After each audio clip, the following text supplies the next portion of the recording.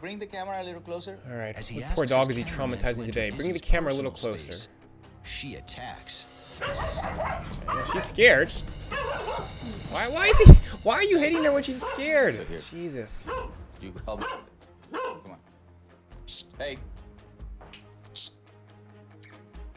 Look at how terrified she is. Look at the tail. Tail is tucked between the legs. She's cowering. She's trying to get away. The whole thing is the most just, oh God. It doesn't do anything. It doesn't teach the dog what they're doing. There's no universal language to dogs that dogs understand that means something. That's right. You move into it. Block her. There you go. And so you say, these people are my friends. Look at little Dachshund, so confident. When strangers approach, Yolanda's energy and body language needs to show her dog that everything is okay. Don't be afraid. Okay, so there's a part of that that's true. Your body language is very, very important. Dogs 100% pick up on how you're feeling. If you're feeling scared, if you're feeling confident, that part is 100% true. When you have a dog that is anxious or fearful, if you are fearful and anxious, and they're going to be fearful and anxious, they're going to be. It's going to make the problem worse. So that is true. You do need to be confident. To snap easy out of that insecure mindset and prevent her from attacking. Now let's do the camera again. So what he's doing here, you can see right there instantly. Look at the leash. The leash is already tight. You can look at the dog's body language. The dog's already pulling back because the dog is afraid. When you're working with a fearful dog, this is one of the worst possible things you can do, putting them on leash, because now you've taken away their escape. When dogs are afraid, they do two things. First, they try to run away. They do not want to fight. They do not want to bite. They try to get away. When you have them on a leash, you give them no other option but to try to make themselves seem big and scary and bite to try to keep away whatever's making them afraid. What we're seeing here is the dog is very fearful, and what the technique he's basically doing is flooding the dog, overstimulating the dog until the dog shuts down. Listen. Yeah. She can't get away, so stop. she's no other option but to be afraid. You can see, look at her body language. She's cowering back. Backing down, you see it? Mm-hmm. Go around. Tail's low. She's hiding behind Look at her eyebrows. Look at her head. That is a look of a dog that is so stressed out. And we could be addressing this fear without putting the dog in this state. So now I can give, so you can see it. No tension, short, not tense. She's looking at her own like, please God, help me. She's shut down now. There you go. By correcting with the leash, the moment Izzy starts to attack, I'm snapping her mind out of her territorial state.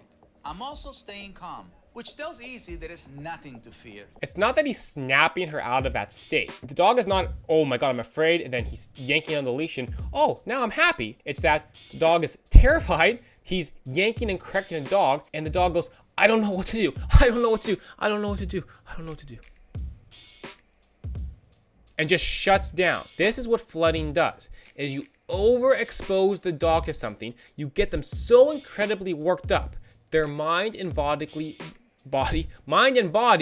physically stops processing and stops working, and they just become a void. Okay. So what you're saying, trust my leadership. So that means the dog can move on. Right. All right, ready to do this? The poor dog has his eyes focused on a lady. We're gonna do the same thing. Why are you letting this guy do this to me? Slowly, slow. There you go, that's beautiful, Then you bring it back. And this is dangerous also for the person who's provoking the dog. You just saw the dog lick his lips there. A stress signal. Still very stressed. Don't force him. Do not force him into the situation. Bring it back. Number one rule when you work with a fearful dog and you don't want to get bit, you never force them to approach whatever's making them afraid. Dealing with a fearful dog is a slow process. We slowly desensitize them and get them used to seeing that, hey, whatever this big scary thing is, it's not so big and scary, but it cannot be rushed. Your energy or your body language. Now you're gonna put it on. Dog is very scared still. You can see in the face. Be comfortable, but be in control, not hyper alert, but just aware. Okay. Little dachshund's so cute, still a tail going. There you go. Settle down. Hey, Sit. there you go. Relax. Do corrections work when it comes to training? Absolutely. You can change a dog's behavior by punishment. It works. It's true. It's science. Punishment can change dog behavior. The problem, though, is the side effects, the negative side effects, I should say, that comes with using punishment. The dog is on the bed barking here, right? And what does she do? She starts jerking on the leash to get the dog to be quiet. Does it get the dog to be quiet? Sure. In that very specific scenario, the dog stopped barking. But this is not training the dog to stop barking long term. What happens when you do this now is you're causing potential damage to the dog's neck. You're building fear. You're teaching your dog basically to fear you. They don't know when are you going to snap? When are you going to give them a correction? Instead, what's the easiest way we can get a dog to stop barking? Well, dogs cannot bark and smell at the same time. What I would have done in that situation is you have some treats. While the dog starts barking, you take a treat, you hold it in front of the dog's nose, and you hold it there for 3 seconds. 1, 1,000, 2, 1,000, 3, 1,000. And then, because they're smelling, they're going to be quiet. You say whatever the word is you want to get the dog to be quiet, enough, shh, and you give them the treat. And now, all of a sudden, we're training the dog on command with the word, hey, stop barking. It doesn't cause any negative side effects, doesn't cause the dog to fear you, and it'll work long term. You did great. You did great.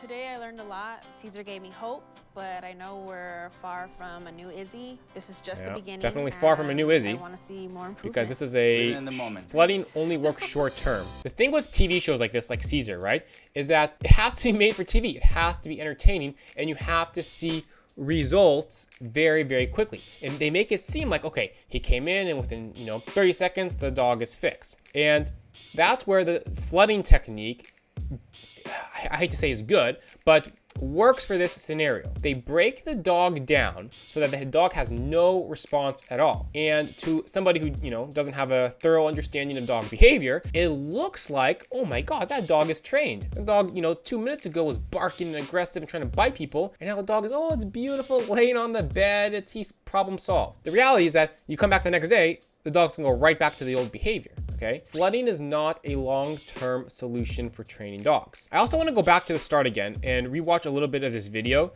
because it was hard when I was just trying to understand what was going on at the start. As he asks his cameraman to enter Izzy's Watching this personal part space, here, when this guy comes she in, attacks. and watch what Cesar does.